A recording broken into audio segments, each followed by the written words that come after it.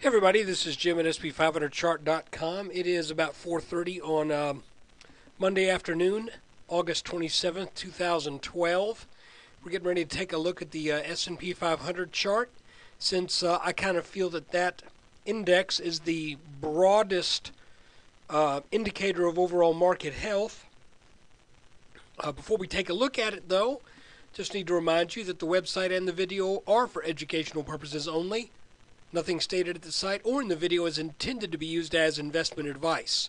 I can draw lines on charts, but you have to draw your own conclusions from your own research, and you need to make investment decisions that are suitable for your personal financial situation.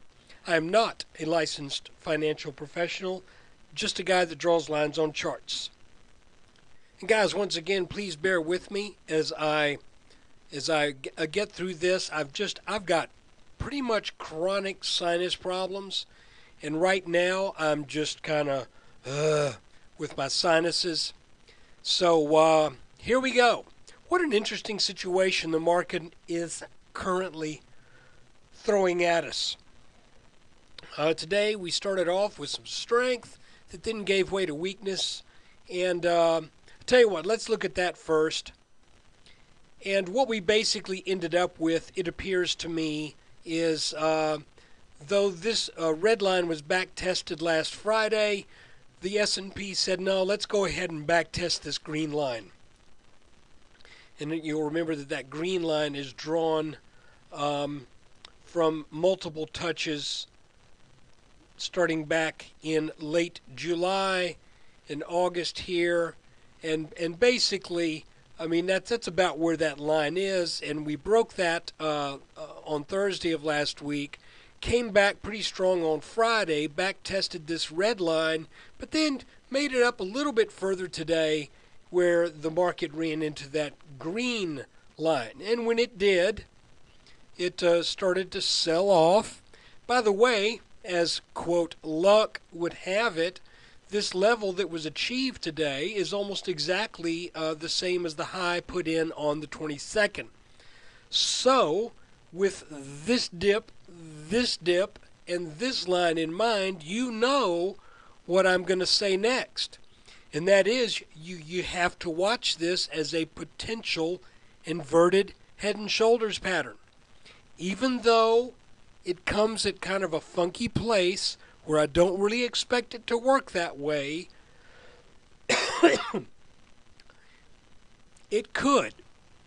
And this is what makes it interesting, because we are also looking at a potential larger head and shoulders top. So we've got this kind of a left shoulder over here, a rally, and a horizontal line of support here. Then we have this rally back up, and I mentioned over the weekend update and weekly review that there's a possibility that we may come up and finish this back test and start to head down. And if the market does head back down to around the 1400 level, starts getting under 1400, 1397, 1398, if that breaks, then chances are the market is going to enter a more serious bout of selling pressure than what we've seen for a while. But if the S&P decides, rather, instead of going down and taking this out, we're going to hang around here for just a short little period of time, and maybe tomorrow afternoon or first thing on the 29th, we're going to bust up over this line and head on up potentially to the to what would be an implied target in the 1430s. I'm just saying, there's two disparate potential patterns in the chart. Okay? The good news is that our trigger lines are only about 18 points apart. So what that means is we've got only 18 points of play between this potential little neckline. Now keep in mind, this is also assuming that this maintains the shape of an inverted head and shoulders, okay? I'm not saying that we could just do something totally willy-nilly out here to the right-hand side, and then as soon as we break that, we know to look for 1435. That's not what I'm saying. What I'm saying is if we maintain the general shape and characteristic of an inverted head and shoulders pattern here, then, and we break out over this, then we've got a likely target that's about 18 points higher than this 1416 level. But if we break through the bottom of this line right here, which is currently at about 1398 and change, then we have a target, come on, a downside target that's roughly 1370.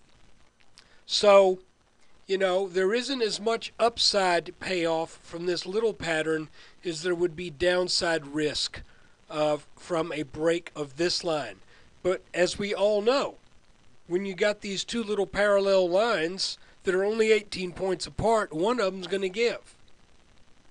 If we maintain this general inverted head and shoulders shape, then we could rally on up to that 1434 level.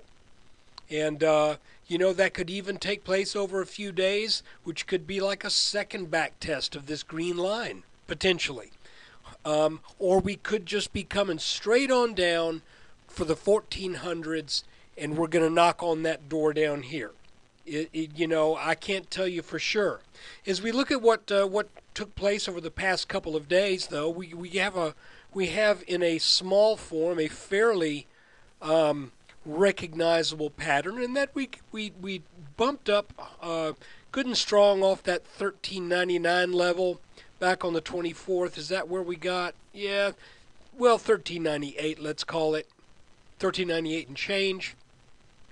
We didn't really gap up, but we moved up strongly, and then we started this little series of gyrations that kind of looks like a megaphone. And this would be something of a small, very small broadening top.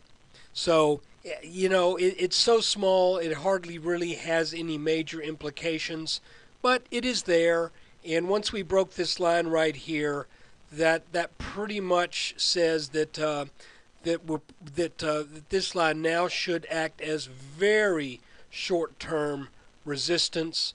I mean, you look at it and you say that this little line right here only was in effect for less than about maybe 7 hours of the market being open. So what I'm saying is it's a very small pattern, but it still did kind of what they tend to do, and that is signal a reversal. And when we got that nice rally kind of in the mid-morning that took us up to this green line, how interesting it is that immediately resistance was encountered and we started to back off of that level. So right now I'm more inclined to think that this market wants to come back down deeper than the 1410 level. I'm thinking it probably wants to come down and challenge this line. But you know, the market doesn't do what I want it to do. And if this is going to be a small inverted head and shoulders pattern that surprises, then if it's symmetrical, then there may be a potential bounce down here right around the 1407 level, something around there. So, guys, I think that's pretty much it for the day. Kind of expected to see some weakness this week. The little late morning rally was a bit of a surprise, but what happened after that really did not come as much of one. I want to thank you again for watching. Stay tuned. There'll be another video tomorrow. And by the way, for those of you who are not subscribers, well, you know, this is kind of silly because I'm telling you something, and if you find this video, you already know it. But what I'm doing is, instead of posting the delayed videos on my website, I'm just advising people to subscribe to my YouTube channel, and there they will be. When every couple of days I will release the private unlisted videos that are for subscribers only. I'll change that tag to public consumption, I guess is the word I'm looking for, public distribution. So all videos that I do are made public. Monday and Tuesday videos will be made public on Wednesday. Wednesday and Thursday videos will be made public sometime over the weekend, along with the weekend update that is made available to everyone. So thanks again for your support. Take care, and let's see what this funky market has in store for us tomorrow.